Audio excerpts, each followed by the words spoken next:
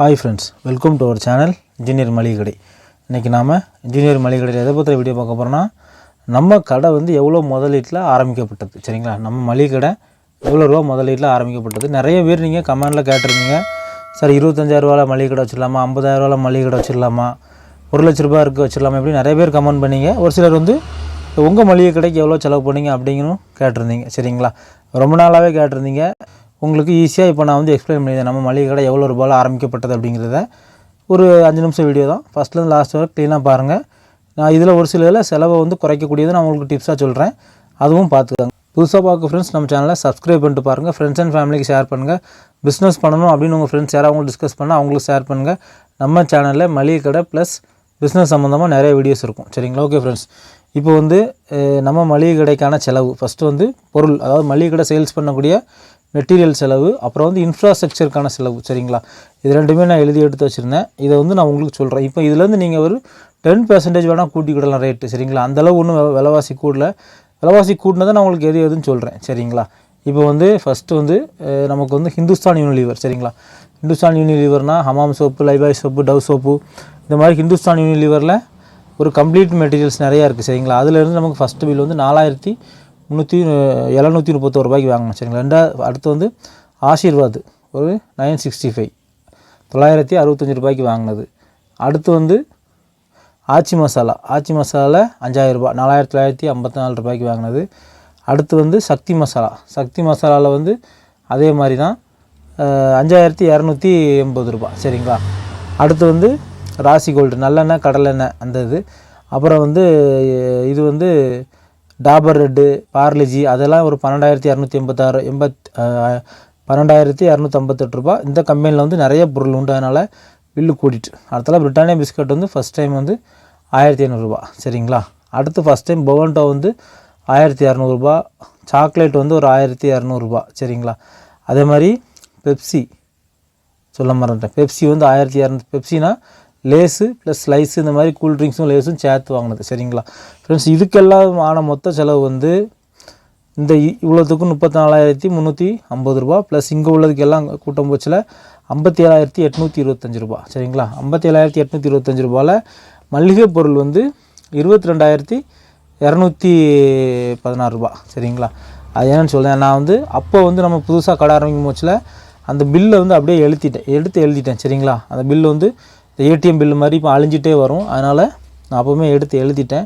Plus வந்து நாங்கள் அன்னன்னைக்கு என்னென்ன ரேட்டுக்கு சேல்ஸ், என்ன கேஜிக்கு வாங்கியிருக்கோங்கிறத பென்சிலால் எடுத்து எழுதி அதை வச்சு தான் நாங்கள் சேல்ஸ் பண்ணோம். சரிங்களா, இதுக்கு வந்து மொத்தம் வந்து 78 பொருள் வாங்கியிருந்தோம் அப்போ. சரிங்களா, இப்போ உங்களுக்கு ஒரு சின்னதாக ஒரு ஹிண்ட்ஸ் கொடுக்குறேன்.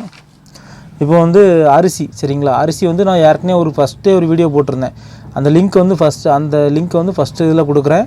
அரிசி வந்து எப்படி வாங்கணும் அப்படின்னு ஒரு வீடியோ போட்டிருந்தேன். சரிங்களா, அது போக நம்ம வந்து என்ன அரிசிலாம் வாங்கணும். இட்லி அரிசி வந்து ஒரு 10 கிலோ, மஞ்சு குண்டாங்கிறது வந்து சின்ன அரிசி இல்லாமல் பெரிய அரிசி இல்லாமல் ஒரு அரிசி 25 கிலோ வாங்கியிருந்தோம். அப்புறம் யூனிட்டி வந்து 25 கிலோ பேக் வாங்கியிருந்தோம். இன்றைக்கி இருக்கிறதுலையே அதிகமாக விலை கூடியிருக்க அரிசி வந்து யூனிட்டி தான். சரிங்களா, அன்றைக்கி வந்து கிலோ 90 ரூபா தான். 2020 செப்டம்பரில் கிலோ 90 ரூபா தான். இன்றைக்கி வந்து ஒரு கிலோ 140 ரூபா போய்ட்டு. சரிங்களா, யூனிட்டி பயங்கர ரேட்டு. அடுத்து 25 கிலோ நவாப் பொன்னி அரிசி. சரிங்களா, 1,225 ரூபா. இன்றைக்கி இது 1,500 ரூபாய்க்கு மேலே போய்ட்டு. சரிங்களா, அந்த அரிசி மட்டும் கொஞ்சம் ஐட்டங்கள் ரொம்ப ரேட்டு கூடியிருக்கு. அப்புறம் பொன்னி அரிசி 25 கிலோ பொன்னி அரிசி வந்து கிச்சன் கிங். சரிங்களா, கர்நாடகா பொன்னி சொல்லுவாங்க, அது நல்லாயிருக்கும். அந்த அரிசி வச்சுருந்தோம். அது வந்து அப்போ வெறும் 1,000 ரூபா தான். இன்றைக்கி 1,300 ரூபாய்க்கு மேலே போய்ட்டு. அந்த அரிசி எல்லாமே உங்களுக்கு இமேஜில் கொடுத்துருப்பேன் பாருங்கள். அப்புறம் சீனி, சேமியா, அப்படி அரிசி, பச்சரிசி வந்து அன்றைக்கி 28 ரூபா, இன்றைக்கி 40 ரூபாய்க்கு மேலே போய்ட்டு. பருவட்டு அரிசி அது 50 பேர் ஆரம்பாங்க, 28 ரூபா தான், இன்றைக்கி 40 ரூபாய்க்கு மேலே போய்ட்டு. அதுமாதிரி மளிகை பொருள் எல்லாமே கம்மியாக தான் வாங்கி வச்சுருந்தேன். சரிங்களா, இப்போ வந்து உங்களுக்கு ஒரு ஐடியா கிடச்சிருக்கும். சரிங்களா, மளிகை பொருளுக்கு மட்டும் நம்ம செலவு பண்ணது ஒரு 25,000 ரூபா வச்சுக்காங்க. சரிங்களா, 25,000 ரூபா, அதாவது ஏஜென்சியில் உள்ள பொருளெல்லாம் தவிர்த்து. ஆக மொத்தம் நமக்கு மளிகை பொருளுக்கு மட்டும் ஆனது 57,825 ரூபா. சரிங்களா, இதில் ஆச்சி மசாலாலையும் சக்தி மசாலாலையும் ஒரு சின்ன மிஸ்டேக் நடந்துச்சு. என்னென்னா ஏரியாவில் போகாத இதை நிறையா வாங்கிட்டேன். சரிங்களா, ஒரு சில, அதாவது இந்த பெருஞ்சீரக பொடிலாம் போட்டு விட்டுட்டாங்க கிலோ கணக்கில். பெருஞ்சீரக பொடிலாம் சேல்ஸே ஆகலை, அதெல்லாம் வீட்டுக்கு தான் எடுத்தேன். சிலது வேஸ்ட்டாக போச்சு. இந்த மாதிரி ஒரு 65 வந்து லோக்கல் மசாலா ஒன்று பீக்கில் இருக்குது, இவங்களுக்கு போகலை. அந்த மாதிரி சின்ன இதெல்லாம் வந்துச்சு. அதெல்லாம் நம்ம ஏரியா ஸ்டடி பண்ணிவிட்டு நல்லா ஆரம்பிக்கும் போச்சில் அந்த மாதிரி இழப்பை தவிர்த்துடலாம். சரிங்களா ஃப்ரெண்ட்ஸ்? அடுத்து வந்து இன்ஃப்ராஸ்ட்ரக்சர்.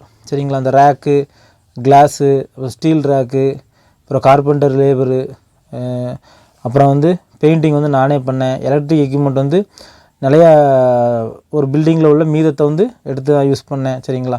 ஃப்ரிட்ஜ் வந்து 13,900 ரூபாய்க்கு வாங்கினேன். இப்போ இதை நீங்கள் ப்ளஸ் பண்ணிங்கன்னா, அதாவது கடையோட infrastructure, counter, front counter, steel rack, இதெல்லாம் ப்ளஸ் பண்ணும் போச்சுல வந்து உங்களுக்கு வந்து 54,806 ரூபா வருது. சரிங்களா? இந்த மூணையும் நீங்கள் ப்ளஸ் பண்ணால் 1,26,531 ரூபா. இந்த அமௌண்ட்டு தான் ஃப்ரெண்ட்ஸ் நம்ம கடைக்கான செலவு. சரிங்களா? 1,26,531 ரூபா. சரிங்களா? பொருளுக்கான செலவு 57,825. ரேக்கு இதுகளுக்கான செலவு வந்து 54,806. ஃப்ரிட்ஜுக்கான செலவு வந்து 14,000 ரூபா. சரிங்களா? 5 ஸ்டார் ரேட்டிங்கில் ஒரு 200 லிட்டர் ஃப்ரிட்ஜ். சரிங்களா? ஓகே ஃப்ரெண்ட்ஸ், இப்போ வந்து 1,26,533 ரூபா தான் நம்ம கடைக்கு செலவாச்சு. இனி தான் ஒரு விஷயம் இருக்குது. என்னென்னா, இவ்வளோ ரூபாய் இருந்தால் போதுமா? போதும். ஆனால் இதை ஆரம்பிக்கிறதுக்கு போதும். சரிங்களா? நீங்கள் பொருள் விற்க மக்களுக்கு நிறைய பொருள் இல்லைன்னு சொல்லுவீங்க. அதெல்லாம் உள்ளே வாங்குற மாதிரி இருக்கும். பொருள் முடியும் உள்ளே வாங்குற மாதிரி இருக்கும். நீங்கள் வந்து விற்று இந்த அமௌண்ட்டை வந்து உங்களுக்கான அமௌண்ட்டாக எடுக்க முடியாது ஃபஸ்ட்டு. சரிங்களா? அதுதான் மளிகை கடையில் ஒரு பெரிய இது. நீங்கள் வந்து மேலும் மேலும் பொருளை பெருக்கணும். சரிங்களா? விற்று காசை எடுக்கிற மாதிரி கிடையாது. இன்னும் வந்து கொஞ்சம் பணத்தை வந்து உள்வாங்கும். சரிங்களா? இன்னும் கொஞ்சம் இன்வெஸ்ட் பண்ணுற மாதிரி இருக்கும். ஃபஸ்ட்டு நிறைய பொருள் உங்களுக்கு இல்லைன்னு சொல்லியிருப்பேன். உங்களுக்கு எது வாங்கணும்னு தெரிஞ்சிருக்காது. மக்கள் கேட்டு வருவாங்க. அதனால் அதெல்லாம் பார்த்து தான் ஃப்ரெண்ட்ஸ் நீங்கள் வந்து வெளியில் பணத்தை எடுக்கணும். அதாவது பொருளுக்கான செலவு வந்து ஒரு 60,000 கணக்கு பண்ணிக்காங்க நம்ம கடைக்கு. அடுத்து ரேக்குக்கான செலவையும் ஒரு 60,000 கூட கணக்கு பண்ணிக்காங்க. சரிங்களா? நம்ம கடையில் வந்து பொருளை வந்து ஃபுல்லாக நல்லா நிறச்சி நல்லா வச்சாச்சு. மேலும் மேலும் சேல்ஸாக நீங்கள் வந்து பெருக்கிக்காங்க. இப்போ வந்து ஒரு 25,000 ரூபா தான் இருக்குது. ஆரம்பிக்கலாம்னா தாராளமாக ஆரம்பிக்கலாம். அந்த 25,000 ரூபா ஃபஸ்ட்டு ஆரம்பிச்சுட்டு நாள் சேல்ஸ்லேருந்து நீங்கள் வந்து திரும்ப பொருளை பெருக்கணும். சரிங்களா? ஃபார் எக்ஸாம்பிள் 25,000 ரூபா தான் சார் இருக்குது, நான் ஆரம்பிக்கேன் அப்படின்னா, ப்ரூ வந்து வெறும் 2 சரம் மட்டும் வாங்குங்க. சன்ரைஸ் வெறும் 2 சரம் மட்டும் வாங்குங்க. சரிங்களா? 2 ரூபாய்க்குள்ளது நான் சொல்கிறேன். அப்படி வந்து எல்லாமே கம்மியாக வாங்கிங்களா? இந்த 2 ரூபாய்க்கு வாங்குறது ஃபஸ்ட் நாளே விற்று முடிச்சிடும். அடுத்த நாள் போயிட்டு நீங்கள் 4 சரமாக வாங்குவீங்க. புரியுதுங்களா நான் சொல்கிறேன் என்ன சொல்ல வரேன்னு சொல்லி? அந்த மாதிரி பொருளை வந்து நீங்கள் வந்து இம்ப்ரூவ் பண்ணிகிட்டே போவீங்க.